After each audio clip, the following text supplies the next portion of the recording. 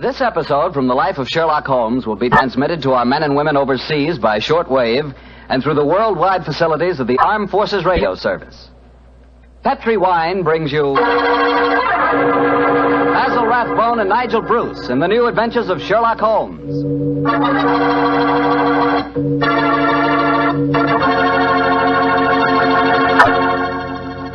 The Petri family, the family that took time to bring you good wine, invites you to spend the next half hour listening to Dr. Watson tell us another exciting adventure he shared with his old friend, that master detective, Sherlock Holmes.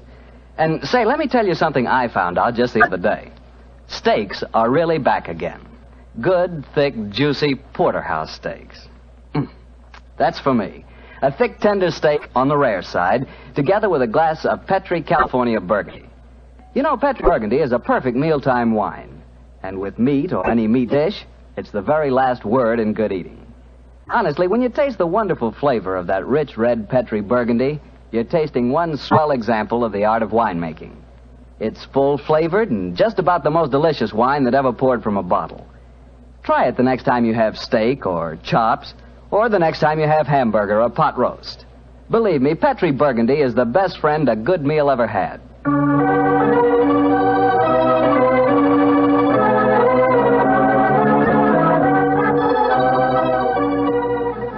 And now let's look in on our good friend and host, Dr. Watson. Come in. Ah, there you are, Mr. Bartell. Evening, Doctor. Just in time to join me in a cup of coffee. Draw up your chair, young fellow, my lad. Thank you. Ah, that's it. Well, Doctor, you told us last week that tonight's new Sherlock Holmes adventure takes us to the south of France. That's right, Mr. Bartell. The south of France in the year 1900. A beautiful playground bordered by the bluest of blue seas and populated with an extraordinary cross-section of cosmopolitan Europe. Rich man, poor man, beggar man, thief. All of them attracted by that Riviera paradise. All of them drawn by the magical spell of a small white ball spinning round the rim of a roulette wheel. Now, don't tell me that you and the great Sherlock Holmes were there on a gambling spree. We were not, Mr. Bartell. At the time my story begins, we had just concluded an extremely delicate mission. A mission, I may say, that concerned the safety and good name of a very prominent member of the royal family. Say, Doctor, you don't mean... One story at a time, Mr. Bartell. In any event, my boy, I'm afraid that's a case about which my lips are sealed for all time. But to return to tonight's adventure, one June evening, I persuaded Holmes to accompany me to the gambling casino at Fréjus, not far from Cannes, where we were staying. It wasn't quite as fashionable as the casino at Monte Carlo, but as I intended to do a little modest gambling myself, it seemed an establishment more suited to my means. As we stood there at the green baize-covered tables, the chatter of voices and the melodic chanting of the croupiers as they called the results of each spin of the wheel formed a background to a quiet conversation that Holmes and I were having.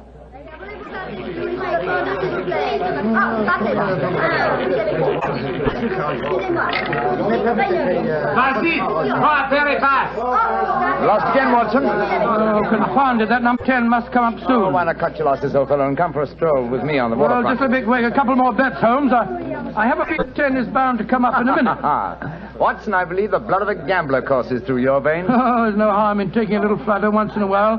Why don't you risk a few francs, Holmes? Oh, thank you, my dear chap. The law of averages convinces me that my money is safer in my pocket.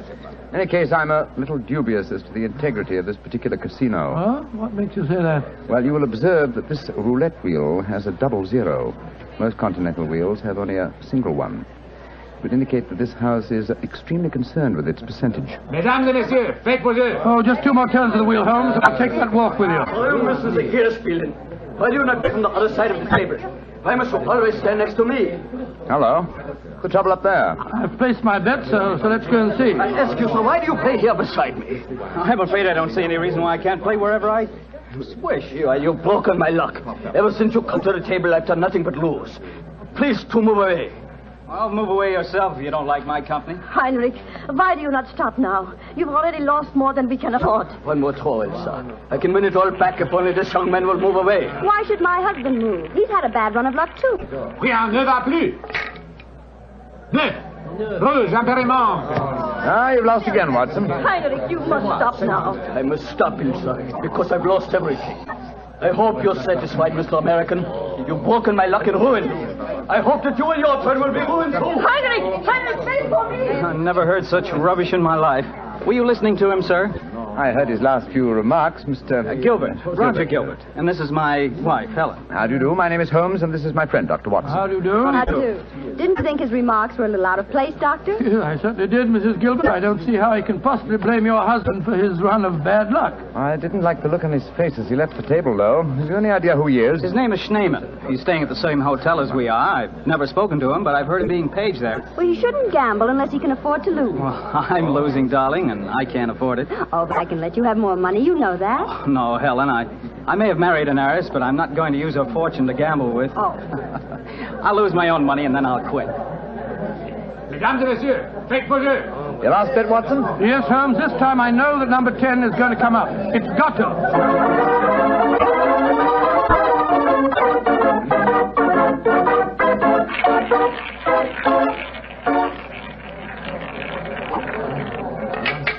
Numéro 10. One, 10 at last. I've lost again, darn it.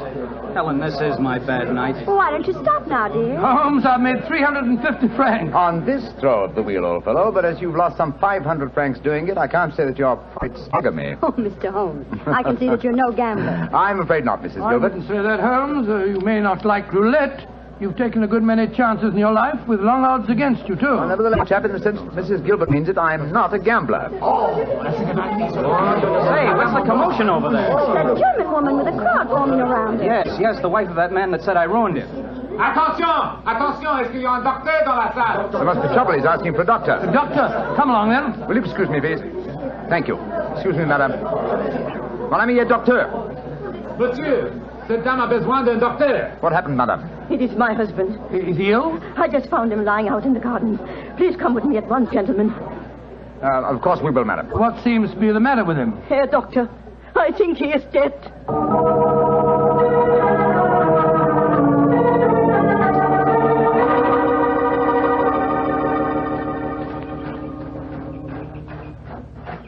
He's lying by that tree, Doctor.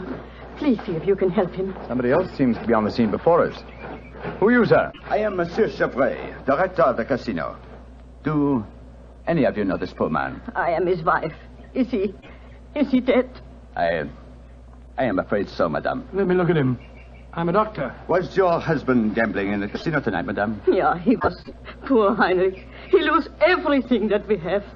I'm afraid he's dead, madam. Shot through the heart. Oh, du lieber Gott. Suicide, Watson? Yeah, looks like it. Yes. Powder burned on the shirt front, revolver clutched in the right hand, fingers in a natural position. The angle of the wound settles it. Obviously self-inflicted. I missed you as you slipped out of the casino. What's wrong with him? I'm afraid he's dead, Mr. Gilbert. Yes, he committed suicide. I hope, young man, that you are satisfied. All night you brought him bad luck. He asked you to move away from him to change his luck, but no, you could not do it. Oh, Frau Schneemann, I'm terribly sorry, but I really don't see how you can blame me. I do blame you, and I also blame you, Monsieur Chevry. Me? But what have I done, madame? Why do you let a man lose all his money at your tables? Is life so cheap to you, and money so important, that you cannot close the tables to someone before he's ruined? Madame, I am all sympathy for you in your tragic loss. But the casino cannot be held responsible. If your husband could not afford to gamble, then he should not come here. How are we to know the financial limitations of our customers? You said that your husband lost everything you had tonight, madam. Yeah, everything. Then how do you account for this sheaf of banknotes in his breast pocket? Good Lord, must be several thousand francs, sir. Then he wasn't ruined. And his suicide, therefore, cannot be blamed on his losses at my casino, madame. How do you account for this money, Frau Schneemann? Well, I do not understand. Heinrich kept nothing from me. I know that he had not so much money on him when he started tonight. Well, why do you all look at me like that? Is it that you think? You think... Quick, Watson, she's fainted. I've got her. Let's get her to her room. You can take her to my suite in the casino. No, let's take her to the hotel. My wife will look after her. Poor woman, she's had a dreadful shock. She can probably do with another woman's company. It's very considerate of you, Mr. Gilbert. Where are you staying? At the Hotel Crillon. It's quite near here. I'll get a cab, and while I'm doing that, Watson, see if you can revive her, will you? Yes, Then we'll sir. take her to the Hotel Crillon.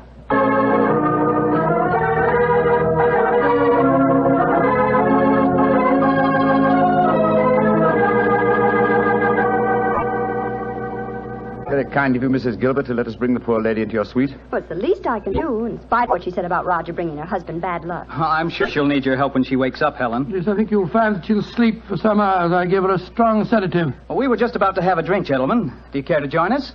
Oh, thank you, sir. Well, that'll be very nice, Mr. Gilbert. Roger was just telling me that quite a large sum of money was found on Herr Shaman's body, Mr. Holmes. Yes, Mrs. Gilbert. Several thousand francs. It's very puzzling, Holmes. Why should a man commit suicide with so much money on him? I think the answer is obvious. He didn't. What on earth do you mean?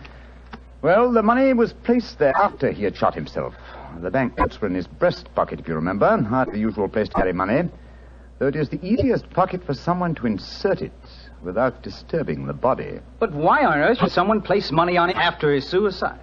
To prevent the casino from getting a bad name. I've heard of it being done on several similar occasions. Gives the impression that the unfortunate victim had other motives than gambling losses to account for his suicide. Great Scott, you mean that one of the casino employees found the body lying there and slipped the money in his breast pocket before we arrived on the scene? As you know, my dear Watson, I'm not a gambling man, but I'll lay you 100 to 1. That is what happened. Well, that's a new one. Well, here are your drink, gentlemen. Thank you. Thank you, sir. Thank you. Say, Helen, Mr. Holmes has given me a brainwave. Another one? What is it this time, Roger? Now, I've been losing very heavily tonight. Roger, I've told you, if you need money, I'll be only... But I don't. I've got a scheme for making some. I'm going to gamble again tonight after dinner. If I lose, here's what I'll do. I'll stain my shirt front with red ink, walk out in the grounds, fire a shot, and lie down as though I'm dead. I'll wait for someone to come along and stuff my pockets full of banknotes. Not a bad idea, Mr. Gilbert. I think it's a darn good one. What do you say, Mr. Holmes? It's a whimsical one at any rate. Who knows? You might even be successful. Roger, you're not really going to do it, are you? Sure. Perhaps I'll get some of my losses back that way. Well, let's drink to it, gentlemen. At least I may have hit upon an idea of making money.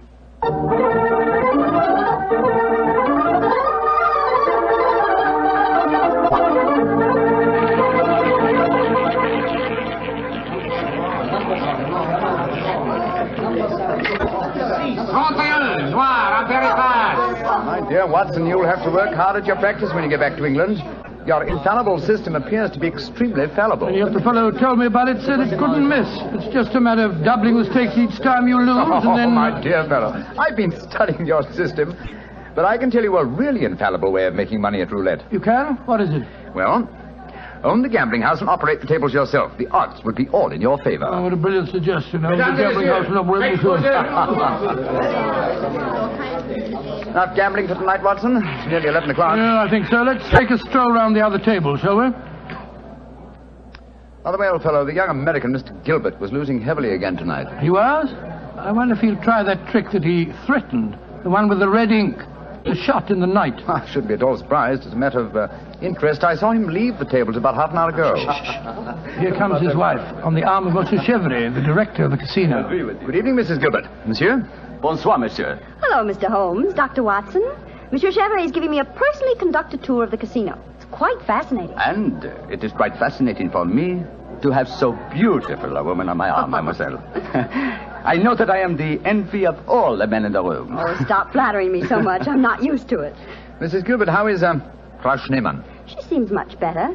She wakened an hour ago and insisted on going back to her own room. I wanted her to spend the night with us in our suite, but she wouldn't hear of it. I think I should drop in and see her before I go to bed. Oh, you have finished the gambling for tonight, perhaps, Doctor? No, perhaps about it, Monsieur Chevry. I've had a bad run at the tables. Oh, I am so sorry. Has anyone seen Roger? He left the tables about half an hour ago, Mrs. Gilbert. After doing as I did and losing quite heavily. So he lost again, did he? I wonder if he'll try that new system he was talking about. We were just discussing that possibility ourselves, Mrs. Gilbert. Mrs. Gilbert! Mrs. Gilbert! Frau Schneemann, you shouldn't have left your hotel, you know. It is too late to worry for me, Herr Doctor. It is for Mrs. Gilbert now that you should worry. What do you mean, madame? Well, I went back just now to where poor Heinrich died. And there, lying in the grass, I saw another body. I was too shocked to go too close. But I am quite sure that I recognized your husband, Mrs. Gilbert. Oh, Dr. Watson, she's ruined Roger's trick. And he'd have taken fright and bolted by the time we get there. Possibly, but let's go at once and find out, shall we?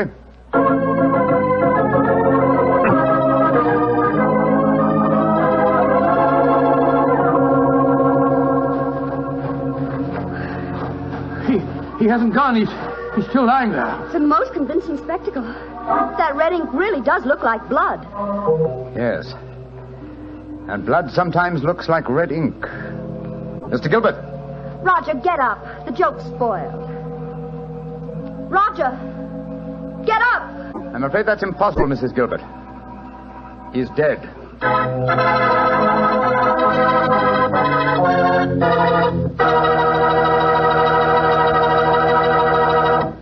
Dr. Watson's story will be continued in just a second, which is all the time I need to tell you that the easiest way I know to transform a simple meal into a feast is to serve that meal together with Petri California Sauterne. Petri Sauterne is a delicate white wine. It's the perfect companion for chicken or turkey. Turkey. Ah, yes. Turkey and Petri Sauterne. That's the heart of any Thanksgiving dinner. Look, why not make this Thanksgiving dinner the best one you ever had? Give it the air of a banquet. Serve it with Petri Sauterne. And when you buy that Sauterne or any wine for your Thanksgiving dinner, whatever you do, look for the letters P-E-T-R-I, because a Petri wine is always a good wine. Well, Doctor, so the young American's joke turned out to be another tragedy. Yes, Mr. Bartell. The poor fellow was lying there dead, with a bullet wound in the heart, and a great splash of blood staining the whiteness of his shirt front. What happened next? Monsieur Chevre, director of the casino, took the distraught widow away from the scene, while Holmes and I examined the body closely. Within a few minutes, we were joined by Inspector Ganivet of the French police. As we stood there in the moonlight, the sounds of music could be heard from the casino. It was hard to believe that two men had died in that lovely garden since the moon had risen.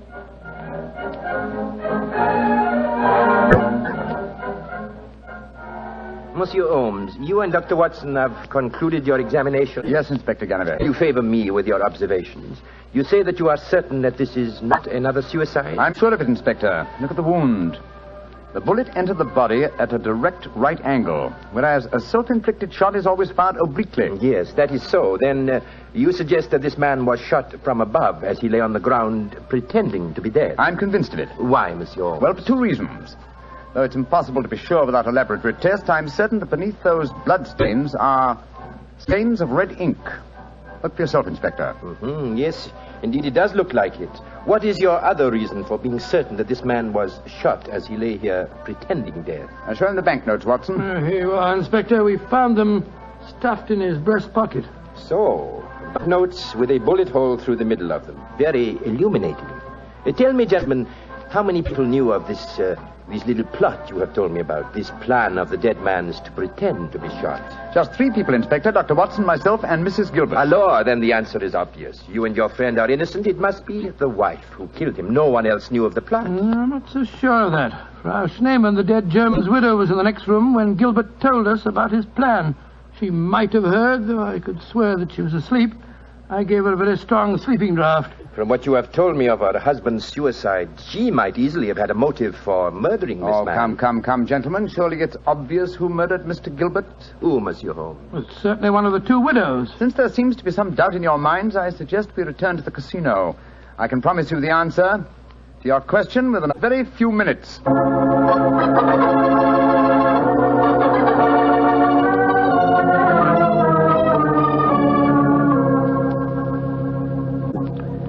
Well, Monsieur Chevre, now that we're all assembled in your office, I shall sit down quietly and let Inspector Ganivet conduct his examination. No, Monsieur Holmes. No, you have handled the case so far. Please to continue it to the end. Yes, Mr. Holmes. I should appreciate it. On behalf of the casino. Very well, gentlemen. It won't take me long. Frau Schneemann. Ja, Herr Holmes. What time did you leave your hotel tonight? Well, I do not know what time it was. Well, what made you leave it? I could not sleep. I knew that they had taken poor Heinrich's body away, but I felt that I must walk back there. It was the last place I saw him alive. How close did you come to Mr. Gilbert's body when you saw it lying there? Oh, close enough to see who it was. Then I ran into the casino to tell his wife. I knew what had happened. How did you know? You didn't come close to the body. I could tell by every line of the body as it lay there. I could tell because I knew that poor Heinrich's death would not be avenged. Thank you, Frau Schneemann. That will be all. You may go. Monsieur Holmes, she has no alibi. Surely you should stop her.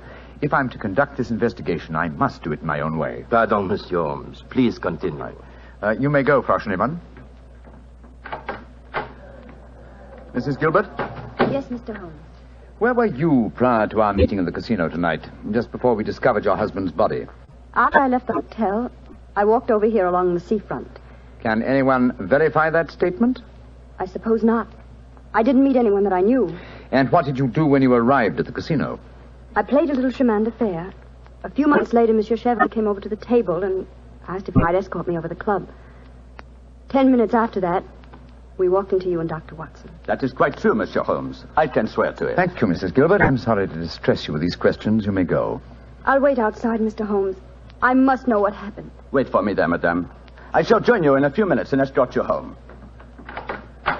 Well, another suspect with a poor alibi, eh, Gallivet? I must say, Monsieur Holmes, your methods puzzle me. It seems to me that both those women should be watched. Yes, I agree with the Inspector, Holmes. Please don't worry, Inspector. I've asked 2 of your plainclothes men to keep an eye on the ladies. And now, Monsieur Chevrolet, I'd like to ask you a few questions. Ask me any questions you wish, Monsieur Holmes. Thank you. You will agree that it is the custom of the casino to put money on the bodies of suicides after their death, to give the impression that gambling losses were not responsible for the tragedy. Well, I do not think... Oh, come now, Chevrolet. I know that is a fact as well as you do. Exactly. Now, on those rather gruesome occasions, whose responsibility is it to secrete the money? Yours? Or do you entrust the matter to an underling? I do it myself. I see. Did you place the money on Herr Schneemann tonight? Yes, monsieur, I did. And did you also perform the same service on the body of Mr. Gilbert? No. I knew nothing of that death until a German lady, Frau Schneemann, running into the casino. Excuse me interrupting, Monsieur. Of course, Inspector. What is it? I think that you are wasting time. It is obvious that Madame Gilbert committed the crime. She knew of her husband's plot, she had no alibi, and she had the motive. For is not marriage itself the greatest of all motives for murder? Oh, my dear Inspector. How very cynical. Madame Gilbert did not kill her husband. I know it. And what is your opinion, Watson? Well, it's that German woman. She had no alibi either. And remember, she was half mad with grief. Monsieur Chevrolet, you say that you know Mrs. Gilbert is not guilty. How do you know? I was with her myself at the time the murder was committed. Oh, indeed. How very interesting. And what time was the murder committed? Well, it was... Our investigations have never established what time the murder was committed, Monsieur Chevrolet. I'm afraid you've walked into my trap. You've given yourself away. Great Scott, Chevrolet, it was you. Chevrolet, I've known you a good many years, and this is going to be a hard thing to do. I am going to arrest you. Oh, no, you're not, Gallivet. Put down that revolver, sir. Do not be frightened, Doctor. I am not going to shoot you. Chevrolet, why did you murder Roger Gilbert tonight? Surely you know that too, Monsieur Holmes. Because I am in love with his wife. She's young, beautiful, and rich. It did not occur to me until I saw the young fool lying there tonight pretending to be dead. In my profession, it is natural that I should carry a revolver. What was simpler? Mr. Gilbert gave me the perfect opportunity. I could not resist it. Put down that revolver, Chevrolet. Why are you all so frightened? Surely you know how I am going to use it this time. I think so, monsieur. But it's a coward's way out. What an unperceptive remark for such a perceptive man. No. No, all my life I have been a gambler. I gambled tonight for the highest stakes of all, and I lost. No, I'm not afraid to pay for my losses. Au revoir, monsieur.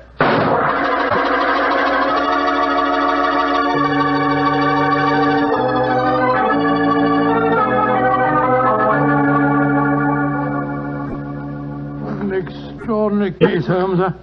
I never suspected Chevrolet. And I, old chap, suspected him from the beginning. Well, I wasn't the only one who was stupid anyway. Inspector Ganivet thought it was the wife. True. Very puzzling conclusion for a detective inspector to arrive at. Well, it seemed logical enough to me at the time. No, my dear Watson. Cold logic should have told you otherwise. Roger Gilbert had been losing heavily and had planned this hoax. He obviously had no money on him. Therefore, the money was planted in his pocket by Chevrolet. After he shot him? No, my dear fellow. Before. Before? The bullet hole through the banknotes provided that. Now, had the money been put there innocently, Gilbert would have, come back to life as soon as the person placing it there had left. He would not have remained lying on the ground for a murderer to find him. And Chevrolet must have bent over him as he lay there, placed the money in his breast pocket, and then fired. Precisely, Watson. Well, Holmes, I must say you solved it very neatly. You've told Inspector Ganivet that you wanted no credit in the case. Naturally, publicity would be unfavorable. If you remember, no one is supposed to know that we're in the south of France. I'm certain that the inspector learned a few tips about detection tonight. Possibly, old fellow, and I hope that you have learned a few about gambling. How do you mean, Holmes? Well, you're backing the wrong color. A gambler is usually superstitious, and superstition... Well, I should have told you what color to follow tonight. I still don't understand you, Holmes. I was playing number 10. Exactly. Number 10 is black. You should have followed a red color tonight, old fellow. The color of red ink. Red ink. And blood.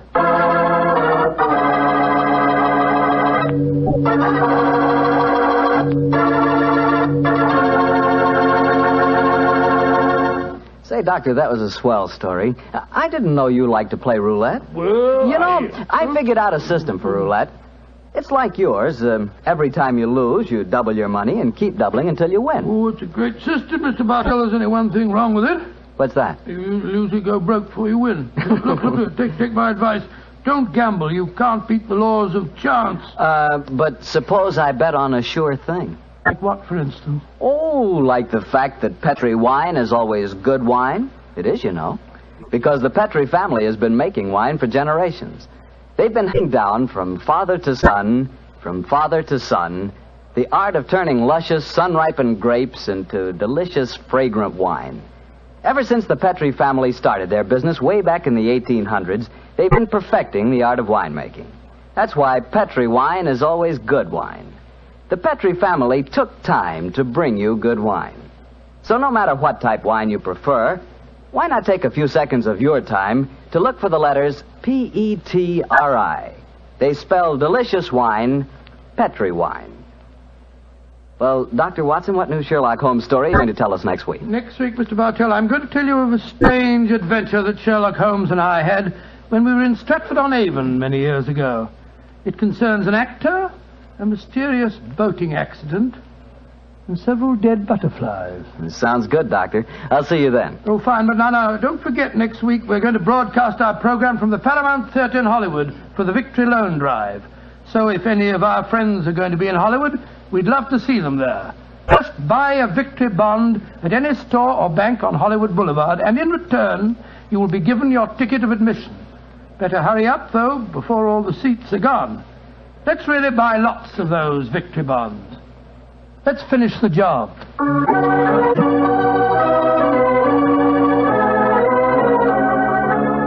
Tonight's Sherlock Holmes adventure is written by Dennis Green and Anthony Boucher and was suggested by an incident in the Sir Arthur Conan Doyle story, A Study in Scarlet. Music is by Dean Fostler. Mr. Rathbone appears through the courtesy of Metro-Goldwyn-Mayer and Mr. Bruce through the courtesy of Universal Pictures, where they are now starring in the Sherlock Holmes series. The Petri Wine Company of San Francisco, California, invites you to tune in again next week, same time, same station. This is Harry Bartell saying goodnight for the Petri family. Sherlock Holmes comes to you from our Hollywood studio. This is the Mutual Broadcasting System.